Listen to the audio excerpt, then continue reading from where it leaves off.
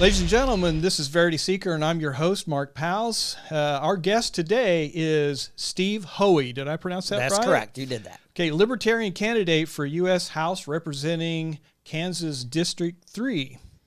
And Steve, thanks a lot for coming on the show today. Actually, thank you for inviting me. Okay, to get things started, why don't you tell us about yourself and your family? Where do you live? How far back do you want to go? Oh, I don't know. How much? Maybe 3 minutes? 3 minutes? Well, I'm going to be straight with you. I was actually born in Prince Albert, Saskatchewan, Canada. Oh, wow. Okay. My father, when socialism happened with the last the prime minister during that time, basically we left because his business was lost. He came to Canada. He went first. Our family followed afterwards, and we actually lived in Independence, Missouri. I lived a block away from President Truman's house. I actually met him twice when I was 5 years old. Oh my! And from there, the house was basically a rental, and my father had bought a house, and I lived out in Birchwood in Kansas City, Missouri. I went to high school at Hickman Mills Senior High School. I graduated. Right after that, I joined the United States Air Force. The thing is, I was studying to become a missile analyst in Minuteman II missiles. I had to have a security clearance of secret, which I had received. From there, I went into the military, went through the school. Unfortunately, I washed out of the school because my father died 6 months after I was in the military. Sorry. It's all good. So I went into the logistics part of the United States Air Force, and a few years later, I ended up in the Strategic Air Command. Wow. In the logistics, I was one of the big guys that basically ran, did all the overseas, operations in transportation and taking care of, been in a lot of operations doing all the logistics of it all. I was the go-to guy. Mm-hmm. Okay. After the military, I acquired a bachelor's degree in business administration, dabbled in a little bit of economics, a little bit of taxation, a little bit about legal. And while I was doing that, paralleling with that, I actually have an associate's degree in logistics. Wow. Yeah. I came back in 91, 92, December. I was in 11 years, 3 months, 3 days. I always like saying that. Uh-huh. I got out of the military. I went home to Kansas City, Kansas, where my sister was, and I lived with her for about a year. And I did a little traveling around. I hiked the Appalachian Trail in 6 months. I actually, the year after, I was running around in Alaska, hiking everywhere, trekking, the whole 9 yards. And from there, I'm a very big outdoor person. Then I met my wife. I really don't want to give her name. Okay. Because I like to keep they're private citizens, and that's the way I feel about my family. They're private citizens. Yeah. We live in Shawnee. We have two boys. One's out of high school, barely, and the other one's still in high school. My occupations, I've been a painter. I've been a outdoor equipment salesman, ski salesman. I've done heating and air conditioning. I've done, kind of like carpentry, the whole 9 yards. I'm a very big blue collar guy. Yeah. But in the same sense, I'm one of those kind of guys that just likes to dabble in everything. I call myself an entrepreneur. I'm a big Craigslist guy. I'm a big, Facebook marketplace guy. I like to just chase the dollar. Wow. Okay. Now here are the big questions. You're going to be running for U.S. House. That's the lower US house. Right. And our entire system here is a federal republic. People often say it's a republic. Well, we don't have a singular republic. It's a federal republic where you have the states, and then you have a general government operating on behalf of the states. Okay, what should be the proper role of the states in relation to the federal government? We seem to be having a problem with power. Right. The general government's doing all sorts of things internally to the states. Well, how is that supposed to work? Here, you're going to hear me say this word. Stay in your lane, okay? Stay in your lane. Yeah. Stay out of the people's lane, stay out of the state's lane, and stay out of the federal lane. The thing is basically there's way too much federal government overreach. very too much. I mean, they are wanting to go into our personal lives. They are dragging us in here. They are separating the people. They're not letting people have their own mind and everything like that. I mean, it is outrageous. This is, like they say, Orwellian, you know what I mean? Yeah, it's really scary stuff. I mean, the thing is we as American people and the people in Kansas, they just want to do their job, take care of their families, and live their life out, you know. And with the federal government's telling us, oh, well, you're going to have to take a shot, or you can't work unless you do this, or no, this is not the way we're going to live. Okay, right. This is absolutely over the top. Stay in your lane. Yeah, and the states have a lane, and the federal government has a lane, and the people have a lane. People have a lane. Stay in your lane. Okay. Yeah, it sounds to me like what you're saying is really the states retain a lot of power. They do. And the general government has specific powers that are limited. Right. And so that's the people have the power of the state, because they, it's all, the thing about the lanes and stuff, and the proper, procedures in which things go up and down. Okay. Here's another question that kind of pertains to that. Does the U.S. general government possess a constitutional power to mandate or regulate the internal affairs of the state? To get more specific with your answer, I'm going to just say no. Okay. And leave it at that.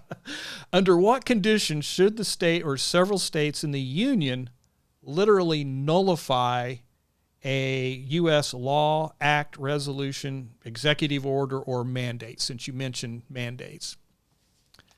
How far do we allow the U.S. general government to go? Because we've experienced, 2020, 2021, all that stuff. Do the states have the power to literally nullify or to say, no, that's not a law because it's not pursuant to what's in your Constitution and it violates our Constitution? Exactly what you said. I mean, if you think about it, I mean, look at it this way.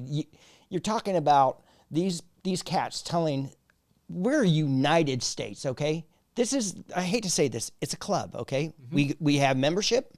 We're here, but that doesn't mean because of my membership, I have to go by what you have to say. I have a right. Okay. Yeah, that's very good. Okay. As a U.S. House representative, which is what you're running for, here we go. This is going to be a big question. I know you're going to like this one. What unconstitutional agencies would you strive to dissolve or abolish if others in the U.S. House had the same courage you had to defend it? Could you repeat that again, please? Which unconstitutional agencies would you abolish in the U.S. general government? How's that? Oh, boy. And you would need the support of other House members, obviously. Otherwise, you can't get anything done. Yeah. There's way too many. Where would you start? Where would I start? What would be the first agency you would want to get rid of? Just hack it. In the most ways that I want to do is basically go in as basically a budgetary thing is to first do the total downsize of things. I'm sorry I'm going off on a tangent here, but right. The one thing is the downsizing of government that we need to have certain steps to happen. I mean, the budget, we can't handle this anymore. Everybody's got to take 20% off of it. Even Congress. I mean, taking money off that. Okay, just let all the know. departments, all the offices. To get rid of things, I would say we're going to go after the ones that don't exist. I mean, don't really work for the government. I mean, we were just talking before we were on the mic about Planned Parenthood. I mean, if Roe v. Wade is gone, there's no reason to have Planned Parenthood. I mean, there's a lot of things we could look at. The idea that we could start handing a lot of the social services and taking those and giving them to the states and saying, here you go. Do you want to keep it? You operate it, you fund it, have a nice day. I mean, there's a lot of the little things I get a little bit ticked off about the CIA. I mean, I think the CIA does a lot of things that actually gets the United States government in trouble with the rest of the world. That's true. And there's just, it's basically we're going to have to really focus at things and just say, we've got this. Do we really use it? If it's not being used, how many percentage of the American people use it? If it's not, bye. We just start to pick out these things. But the first thing is to first go across the board with the budget and say everybody's going to lose 20%. The thing is, when In the 1990s, Canada was facing the brink of collapse financially. They couldn't support their government. And Prime Minister Mulroney basically went towards the parliament and said, gentlemen, I want you to give me 10 off of everything and come back. And they did it. They came back to him, go, Prime Minister, we got 10%. He goes, go back and give me another 10. And they did that. But the thing is, there's other processes in which we just need to downsize the size of the government. The government is way too big. I know I went off on a tangent, but this is one of my key things. Yeah, no, I get that. Let me ask you now, would you keep the Department of Education, the federal Department of Education? Oh, no. Oh, absolutely not. I mean, look at what happened here. We've got No Child Left Behind with Bush. We had Common Core. Oh, my God. I mean, and then one thing that's interesting about it is that the 3% of the budget is towards education. Now that thing goes up and down. Now, people are not asking the question. The 3% when the schools were closed, where did it go?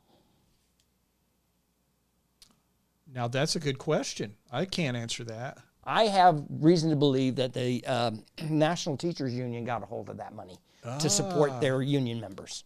Yeah, I would not doubt it. And there's a lot of money that gets secretly moved around. It didn't go back into, getting it off the budget and helping the debt. No, it went somewhere. There's a lot of money going somewhere. So again, that organization may have been subsidized. Mm-hmm. And the thing is, the Department of Education was something I think Jimmy Carter did. And from the get-go, it was a total disaster. And I really think that the United States is different states with different cultures, with different races and everything. And don't you think that the states know how to properly educate, even the towns know how to properly educate their own children? Mm-hmm. So then what does the United States know? It's one size fits all does not work. Mm-hmm. You understand that? Yeah, absolutely. What it needs to, the Department of Education needs to go. Yeah. You want to go down the list on other departments of the president? That's what I'm really pushing for. I want you to go. I'll tell you right now. I'm going to tell you one thing. Department of Energy, Department of Labor. There's another department that EPA. The Environmental Protection Agency. Now the thing about that one, there was a guy named John McGraugran. He was the primary candidate against Amanda Atkins. Yes. On Start Politics, he says that we should take the EPA, hand it to the states, and ask them to decide how they want to go about it. Mm-hmm. If they want to keep it or they want to get rid of it. Because if you really think about it, the EPA so far has done too much damage towards our economy, of our markets, due to energy. They have totally really messed things up. Yeah. I mean, look what we're playing. We're playing inflation. Energy is high. Food is high because energy is high. And the thing is energy. Mm-hmm. And one thing that's really, really, really kind of crazy is that in DeSoto, Kansas, they're building a car battery plant. I heard about that. And do you know what a Superfund is? No. The Superfund. You know the Superfund when they the bases and stuff with all the chemicals and toxins, they're called Superfund. Okay. I didn't know that. That what used to be supposedly that was the weapons facility in Kansas. Oh my gosh. You know what's under that ground right now? I have no clue. PCBs. Okay, explain to me and everyone else. PCBs. What is that? A PCB, it's just a certain kind of chemical. But the thing is, it's harmful. Okay, and then you're stacking PCBs, and then you're going to have you're going to be doing batteries, and then those toxics. I mean, you're just building a chemical hazardous zone out of it, and they're just like the EPA's like, hey, great, make a battery plant. No, I mean, it's not safe. Yeah. You're going to hurt the people of DeSoto. Even before that, there was a thing about that. This was a local thing. It was Tyson Chicken trying to go into Tonganoxie and build a big plant. And they say, oh, we're going to bring you jobs and stuff. But they didn't understand that when you start sitting there gutting chickens and gutting hogs and stuff and dumping it down the drains, this goes into the water table and it can cause problems to people. I mean, Takamatsu put a hard stop on that. So we're not having, Tyson chicken in Takamatsu because it would have affected the water table. Yeah. So the idea is that the EPA can't work on a national level or federal level. It has to be handed to the states, and then thus the states need to regulate that. It's really another internal affair. Right. Correct. And we do have environmental agencies here in Kansas. We have environmental agencies, healthcare agencies. Yeah. We can go on and on. BLM, Bureau of Land Management. What's your feeling about that? Well, basically, if you really think about it, basically the land that they manage is federal property. Okay? Am I correct? It is. There's a lot of the property shouldn't be owned by the federal government. No. But the thing is nobody wants it. So who's going to take it? Who's going to maintain it? Mm-hmm. All right. So that's where BLM goes. Yeah. There was an incident in where was that? Oregon. Is that about the cattle? Yeah, it's about they wanted to graze cattle. They owned that property. I mean, they actually had title to the property. If they had title to the property, they can do whatever they want. It's the idea is this: you own property. Okay, I've had this fight with people before in the town of Shawnee about a fence. Okay, and we're talking about all this stuff. But what it is this: if I want to do this, provided it's not unsafe for the general public, if I want to take my front yard, put a fence around my front yard, and dig a hole to China. That's my doings. That is my business. As long as I don't hurt the public, that's the whole idea. Yeah, or create an earthquake. Yeah. So I get that. Yeah. I'm just saying. I mean, it's the thing is that that's not the business of the government with your property. That is your property. How you dispose of it, it's what it is about common law. Yeah, we have a protection to a natural right to life, liberty, exercise of liberty. And the pursuit of happiness, which originally was, back in the founding, was the ownership of property. Dang right. And it doesn't seem that way anymore, does it? Right. Okay. Now, here's a real short question, but it sorry. Requires a very broad answer, possibly. Maybe a simple one. I don't know. All right. What is wrong with the U.S. general government? What's wrong with it? How would you answer that? Too big. Okay. They're too overbearing. They are going too far, way too far. Again, let's talk about it. Stay in your lane. Do you need to be in my lane? No, you do not need to be in my lane. As congressman, I'm not going to get in my constituents' lane. They're going to do things in a proper, safe manner, and they're going to answer for what they're, being responsible. But the thing is, stay in your lane. Okay. I think a lot of people are going to like to hear that. Is our U.S. general government, the federal government, salvageable, or is it time for the states to dissolve it and rebuild it through whatever convention, or should states secede from it? Or what's your opinion on that? Well, there's a lot of different people out there saying different things. They're talking secession. They're talking, having a convention of states, and there's two different forms, two different ways you can go about that. Is it salvageable?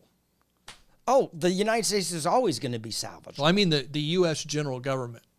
Yeah. I mean, the states have their own issues. Right, but the thing is, basically, it's the idea is that they need to basically downsize. They need to get out of the way of the free market. They need to know what their responsibilities are to the United States. I mean, if you really basically look at it, when our forefathers did the Bill of Rights, Constitution, all that was an agreement of the 13 colonies saying, "You watch my back, I'll watch yours," and that's how we kicked the British's. Okay. They did that for the mutual protection. Right. I mean, look at the flag, join or die. You have a snake with different parts. If we're all cut up in pieces, we serve neither each other. It's just what it is. Join or die. So we need to keep the government together. We need to keep it together, but we need to downsize it. And stay in your lane. Okay. I want to shift over to a foreign matter. Okay, Ukraine. We've been sending, the U.S. general government, by decree of the U.S. president and probably his radical Congress, they're sending money over there left and right to the Ukraine. Do you agree with that? No, because basically it has no strings attached. If you look at what happened in World War II with the when the Japanese were going against China and Russia, Roosevelt was doing a thing called a lend-lease program. That means it's we're going to lend it to you, but then it's got to come back or you got to pay us for it. You know what I mean? The thing about it is, hey, just ask this question. He had a golden opportunity to actually cut this war short of 7 months. Well, farther short than 7 months. You remember that thing when the Polish government approached the federal government saying, we have some Su-27, those fighter jets, that we'll give to Ukraine, provided that you give us F-16s. Remember that? Yeah. Okay, understand this. If he would have said, I agree to do it as a lend-lease, when let's say they have 17 Su-27s, and I want to take them and move them and have the Ukrainians come over, get in the cockpit, fly away. And then the 16s come down, 17 of them. And then after the war, there's 15 of them. Then we're going to want our 15 F-16s, and we'll try to figure out how to get the money back for the other, for the other 16s that you have, or you just give them back and you can figure it out. But that thing is, if the thing is air superiority. If that would have happened, that war would have been cut short. Now, the thing about all these missiles, the anti-tank equipment, I think there was there's just billions of dollars being just dumped in Ukraine. They're just blindly just giving money out to them like that. Mm-hmm. There's something way under there. That's going on. There's a reason why that money is just kind of given to them, we're going to give you this money. Don't say anything, and you know what it is. Yeah, I agree with that. I think they're funding something. Yeah, and we're not supposed to know what that is. Right. Another question pertaining to that. Is Putin the real enemy, or is the real enemy in Washington, D.C.? What's your opinion on that? Is Putin the real enemy, or is it the enemy in Washington, D.C.? Mm-hmm. Yeah, that's my question. I don't know. If I walk out that door, will the CIA come and grab me, and I'll come away and, black helicopters? What's up? Well, I just have to have fun with you. Well, I mean, you've had security clearance and you've been in higher places than I have, so I wouldn't know whether they would do that or not. You might. You'd be surprised. Some people do disappear. Yeah. And these days, anything goes. Well, they're pulling people off the streets left and right and detaining them without due process. Due process. I mean, look at what January 6th. That was horrible. Those people were detained. Mirandized rights were not, and they had no right to legal counsel, which is in the Mirandized right. And those people were in jail in Washington, D.C. for months.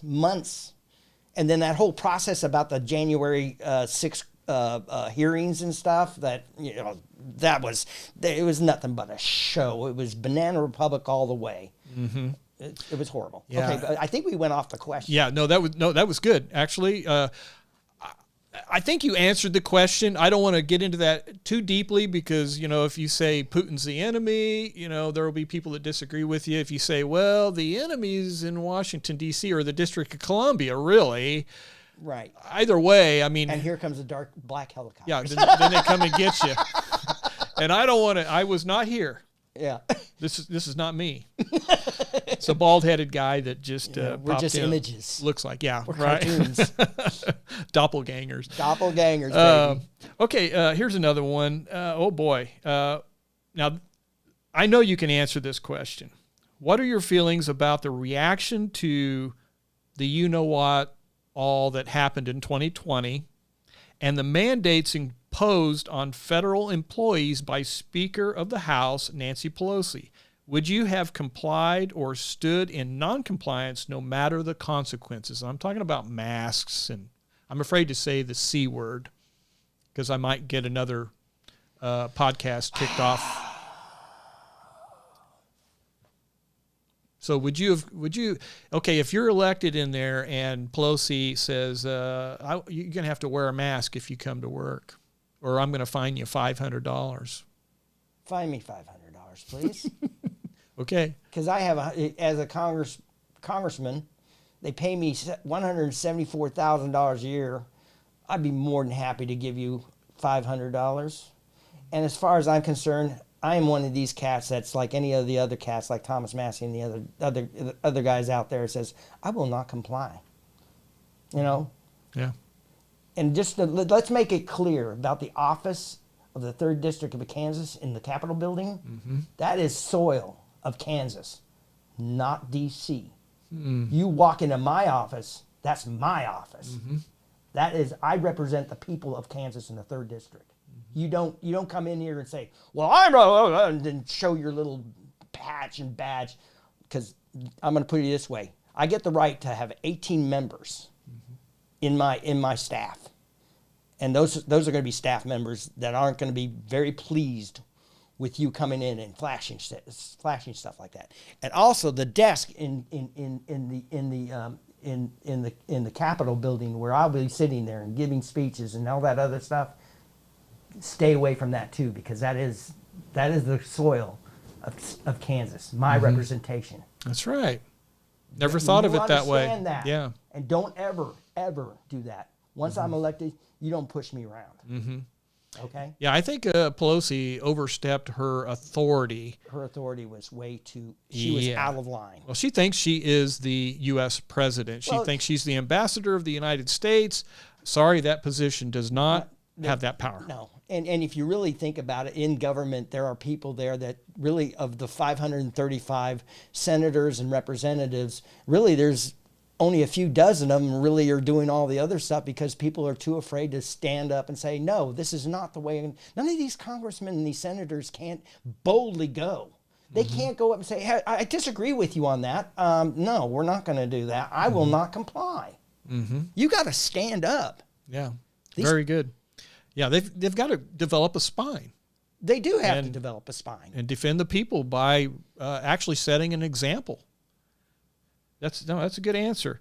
Okay, you're running against Democrat incumbent Sharice Davids, which she's in there now. Yeah. We know how she's voting. And establishment Republican candidate Amanda Atkins. She's been around Washington, D.C. and government quite a while, and she knows all the right people and so on. So, okay, what makes Libertarian candidate Steve Hohe the better choice for U.S. House representing Kansas District 3? What is it about you that's going to make you a better representative for our district in that government? In that government, A, I'm not a socialist. B, I'm not an elitist. And would you like me to put names to those people? If you want to. Sharice David is a socialist. And Amanda Atkins is an elitist.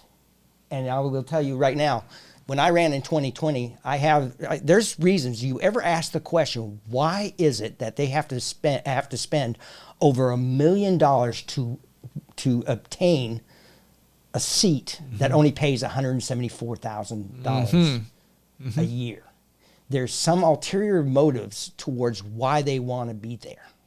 Okay? And that's the thing. None of the constituents, none of the voters are asking the question, why do you want to be there? Because you're spending so much money. Why? Good question. I think I know why. Oh, I can tell you some things, but you're going to have to spend another hour. Yeah. I've got. I mean it. I have history on these people. Politicians, candidates that actually get media time and get elected have a lot of money because people, lobbyists, special interest groups, and the establishment are supporting them because they need that person in office to do their bidding. Correct. So they're not loyal to a Kansas Constitution or the people. They're loyal to their financial supporters. Yeah, the backers. It's like PAC money. Yeah. Political action committees. Yeah. Bad thing. All the more reason to let somebody like you get on air and talk. Right. Otherwise, we don't hear. We don't hear it. Oh, gosh. What do you say to conservative Republicans? Mostly it's conservative Republicans when they tell me or somebody else not to vote for a Libertarian or an Independent, because a vote for a Libertarian or an Independent is going to be a vote for Davids in U.S. House. And what do I say? And what do you say? I say that person, Davids or even Amanda Atkins, they didn't earn your vote. I mean, I've been to I was at a conservative group a couple times, a couple weeks ago, and I went up to ask him if I'd like to speak because they're called a county conservative group. I'm not going to name the name because then they're going to really get mad at me. Right. I say, hey, well, I'd like to speak to everybody, and they said, oh no. I go, why is that? He goes, oh, really? We're Republicans, and if you get in there. And they vote for you. They're going to take votes from Amanda Atkins. Yeah. And I go, I looked at them like, what are you doing? I mean, this is what we got to do. Our voters have to go and look at all the candidates and say, I want the best of the best. Who's going to go to Washington and represent me and be the best of the best? Mm-hmm. Is it going to be Amanda Atkins? Is it going to be Sharice David? Or is it going to be Steve Hohe? Who's going to go to Washington and represent me and stop this chaos? Or are they just going to sit around and just say, oh, I'm going to wait for my turn? No, you gotta get out there and talk to people, to talk to your fellow congressmen and women, and you've got to set them straight on a lot of things because they don't know. Yeah, actually, in support of your comment there, the way we've been voting, the tribal voting that we have. Has it done us any good over the last several decades? The progression has continued. We've continued to go over the edge. So I believe in what you're saying there. We need to escape from the two-party paradigm and start listening to other people and get out of that. Can I add on to one thing? Mm-hmm. I know this is going to really, really tick off the other two candidates, and it's going to tick off some of the federal government people, but this is what it is. When you have three candidates in a debate, and you should invite all three candidates. Yeah, you should. Well, the parties keep alternate parties out. It's pay to play. Mm-hmm. But the thing about it is, it's like each of us candidates are like at a job interview. Mm-hmm. And then we're the employer is the voters, is the people they represent. They're going to look at us and they're going to say he's qualified, he's able to do it, he's a go-getter, yada yada yada yada, and goes, I want to vote for that guy. Because he's going to help us out, to settle with, oh, I'm scared that if I give that vote to the Libertarian Steve Hohe, Amanda Atkins is going to lose and the Republican Party is going to dissolve and it's going to be a one-party system. I go, you got to have courage. Mm-hmm. You've got to start looking at each candidate and see what they give you. Mm-hmm. What is that person going to do for you? Yeah, and it's not always a good idea to vote for the candidate with the most signs, the most money, and the person that's going along to get along. Right. Okay. If I'm going to vote for somebody, I want somebody to go in there that's a fighter, that's not going to put up with crap, because that's how we've allowed this progression to continue. Absolutely. So think about it. Just listen to other people. Okay. Right. Steve, I've really enjoyed this conversation, and we're approaching the end of our interview. Right. But there's two things I want to ask you. Go for it. Our election is on November the 8th, I believe. Tuesday, November the 8th. Yeah. If there's anything that we haven't covered in this interview, would you take just a little bit of time right now, maybe 5 minutes or so, and just let us have it? Well, first off, ask those people when they want to look at it, they can rewind and hear what I've had to say. But right here, this is Steve's platform. You want to read that? Yeah, really, I will. My first thing is to appeal Congress a crisis and unification plan towards decreasing the size of the federal government, focusing on eliminating or decreasing the spending of branches, offices, programs, targeting of reducing the national debt. 2, abolish the present income tax system and replacing it with a fair tax or flat tax system. Now, I want to tell you something about the fair tax system. This is throwing Amanda off, okay, because she's, Anyway, 3, limit campaign spending during a general election on all congressional candidates, and once elected, create a per-session payment. Now, this is key right here. In the state legislature of Kansas, how many days do they work? The legislature. It's 60 days. Yeah. And they get paid per day plus per diem.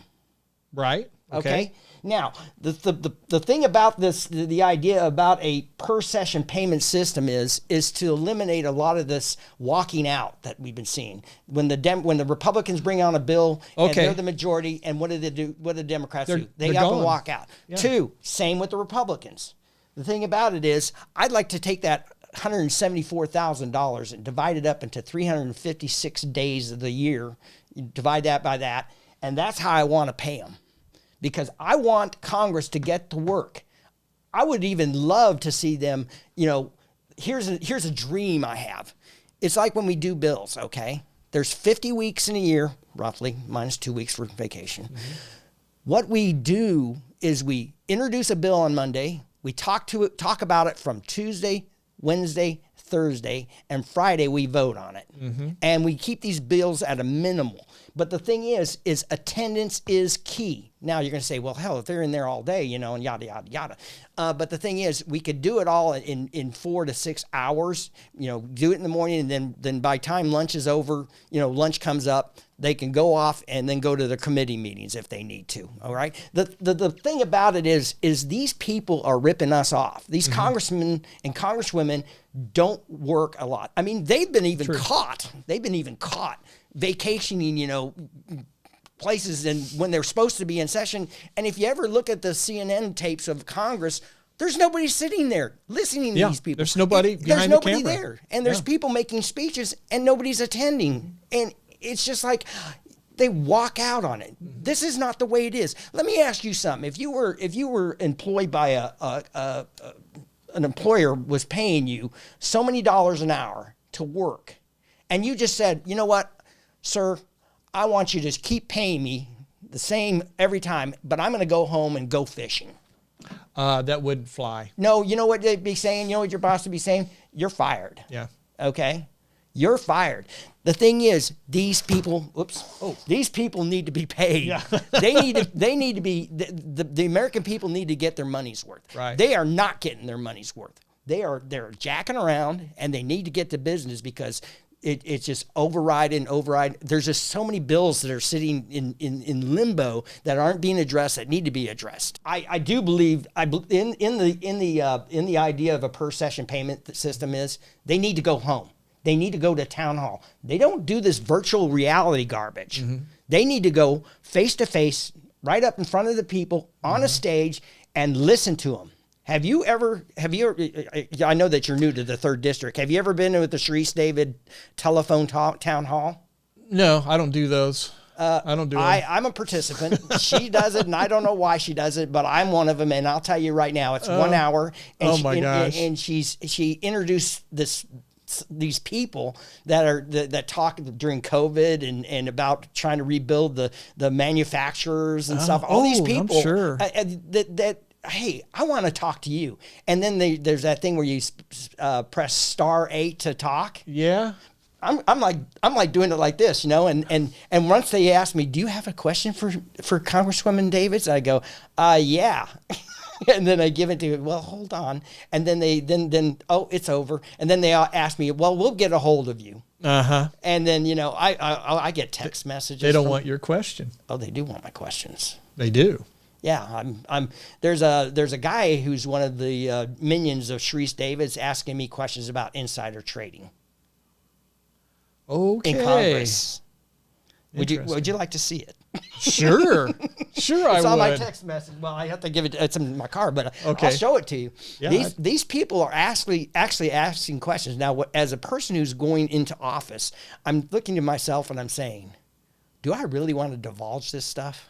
Yeah. Because really, they want to see where my position is at. So I'm basically handing them cards that I don't want them to see. 1 and 2. My answer to this guy her minion is, if you don't figure this out and you don't have the knowledge in this, may I recommend something for you? Brush up your resume because you're going to have to find a job because this lady's going to be gone. Mm. The Democrats hate me. As a Libertarian, the Democrats hate me in the 3rd District. That's good. And the Republicans fear me. Yeah, I'm not surprised. That's the candidates. Yeah. Okay, the candidates, the Republicans and the Democrats, one hates me and one fears me. Yeah. And it's probably because you speak your mind. People know exactly where you stand. They kind of hide in the shadows. They won't come on Verity Seeker. So I'm just assuming that they don't want to answer these questions. Which brings me to one more point. Before you leave, before we quit, I want to know what that's all about. Okay. The thing is about the Libertarian Party and Steve Hohe is this. Okay. They call this a tomahawk. Okay. It's a nice one. No, it's not a tomahawk. This is called a Voyager's axe. Oh, okay. Okay. During the time when the people were out, the Voyagers are going out there and looking for beaver pelts and stuff. Yeah. You can't lug a lot of stuff. So what this is this is for chopping wood and this is for smoking tobacco.